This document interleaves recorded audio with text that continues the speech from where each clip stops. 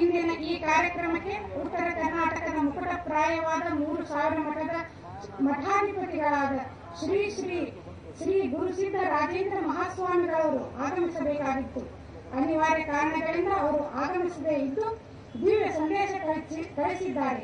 ಅವರಿಗೆ ನಮ್ಮ ಹೃತ್ಪೂರ್ವಕವಾದ ನಮನಗಳು.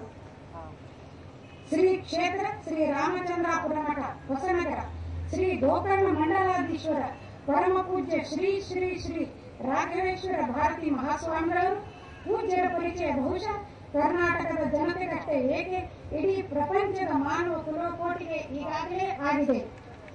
ಪೂಜ್ಯರು ಗೋ ಸೇವಾ ಗೋ ಸಂರಕ್ಷಣಾ ಅಭಿಯಾನದಂತ ಅದ್ಭುತ ಕಾರ್ಯಗಳಲ್ಲಿ ತಮ್ಮನ್ನು ತಾವು ಸಮರ್ಪಿಸಿಕೊಂಡು ಸರ್ವರಿಗೂ ಚಿರಪರಿಚಿತರಾಗಿದ್ದಾರೆ. ಶ್ರೀಗಳವರ ಸಂಕಲ್ಪದ ಕಲ್ಪಿತ ಕಾರ್ಯಕ್ರಮ ಈ ವಿಶ್ವ ಮಂಗಲ ಗೋಗ್ರಾಮ ಯಾತ್ರೆ. ಪೂಜ್ಯರು ಈಗಾಗಲೇ ಸಂಕಲ್ಪಿಸಿದ ಅನೇಕ ಕಾರ್ಯಕ್ರಮಗಳು ಶ್ರೀ ರಾಮಾಯಣ ಸತ್ರ, ವಿಶ್ವ ಗೋ ಸಮ್ಮೇಳನ, ಕೋಟಿ ನೀರಾಂಜನ ಬೆಂಗಳೂರು, ಹುಬ್ಬಳ್ಳಿಯಲ್ಲಿ ದೀಪಗೋಪುರ ಹೀಗೆ ಒಂದೇ ಎರಡೇ ಅನೇಕ ಕಾರ್ಯಗಳನ್ನು ಅತ್ಯಂತ ಸಂಭ್ರಮದಿಂದ ಅದ್ದೂರಿಯಾಗಿ ನೆರವೇರಿಸಿ ದಾಖಲೆ ಸೃಷ್ಟಿಸಿದ್ದಾರೆ. ಈ ಎಲ್ಲ ಕಾರ್ಯಕ್ರಮಗಳು ಕರ್ನಾಟಕದ ಕುಲಕೋಟಿಗೆ ಸ್ಫೂರ್ತಿ ನೀಡಿ ಸಕಲ ಸಮುದಾಯಗಳನ್ನು ಗೋ ಸೇವಾ ಕೈಕರ್ಯಕ್ಕೆ ಸಜ್ಜುಗೊಳಿಸಿದೆ. ಗೋವುಗಳ ಬಗ್ಗೆ ಸಕಲರಲ್ಲಿ ಜಾಗೃತಿ ಮೂಡಿಸಿದ್ದು ಪೂಜ್ಯರ ಸಾಧನೆ. ಪೂಜ್ಯರು ಈ ಕಾರ್ಯಕ್ರಮದಲ್ಲಿ ಬಂದಿದೆ ನೋಡಿ.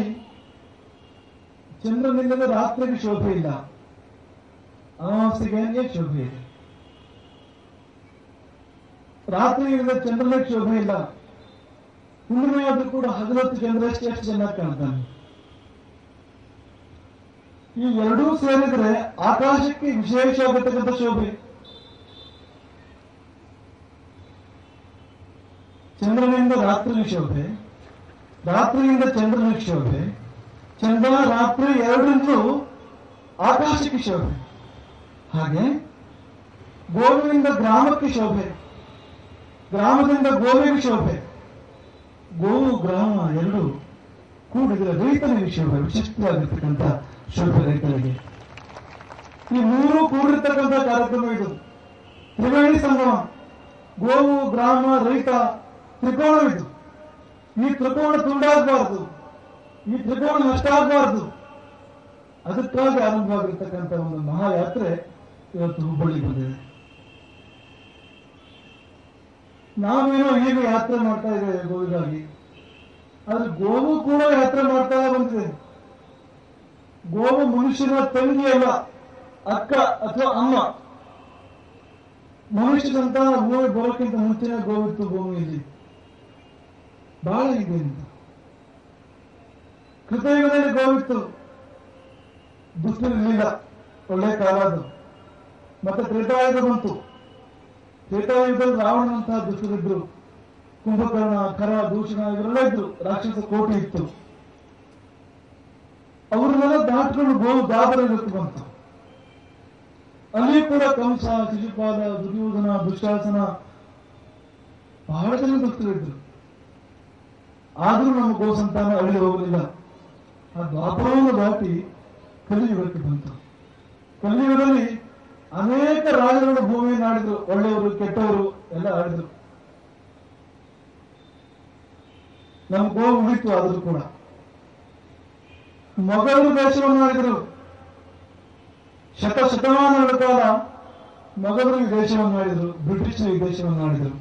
ಆದರೆ ಗೋವಿನ ಸರ್ವನಾಶ ಆಗಲಿಲ್ಲ. ಮೊಘಲರ ಕಾಲದಲ್ಲಂತೂ ಗೋಹತ್ಯೆಗೆ ಮರಣದಂಡನೆ ಶಿಕ್ಷೆ ಇತ್ತು. ಹೈದರಾಬಾದ್ ಕಾಲದಲ್ಲಿ ಗೋಹತ್ಯೆಗೆ ಕೈಗಳನ್ನು ಕತ್ತರಿಸ್ತಾ ಇದ್ರು ಗೋಹತ್ಯೆ ಮಾಡಿದವರಿಗೆ. ಅದನ್ನು ದಾಟಿ ಬ್ರಿಟಿಷ್ ಕಾಲ ಬಂತು. ಬ್ರಿಟಿಷರು ಹೇಳಿ ಕೇಳಿ ಗೋಮಾಂಸ ತಿನ್ನೋರು. ಅವರು ಬಹಳಷ್ಟು ಕೊಡುಗೆ ಕೊಟ್ಟಿದ್ದಾರೆ ಗೋಹತ್ಯೆಗೆ. ಆದ್ರೆ ಅವ್ರ ಕಾಲದಲ್ಲೂ ಕೂಡ ಈ ಪ್ರಮಾಣದ ಗೋಹತ್ಯೆ, ಗೋವಂಶದ ನಾಶ ಆಗಲಿಲ್ಲ.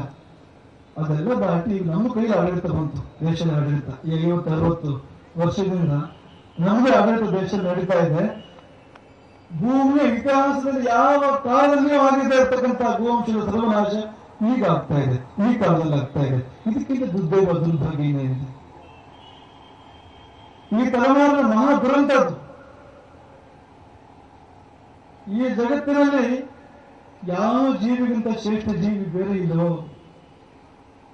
ಯಾವ ಜೀವಿಗಿಂತ ದೊಡ್ಡ ಲೋಕೋಪಕಾರಿ ಜೀವಿ ಬೇರೆ ಇಲ್ಲವೋ, ಯಾವ ಜೀವಿಗೆ ಹಿಂಸೆ ಗೊತ್ತಿಲ್ವೋ,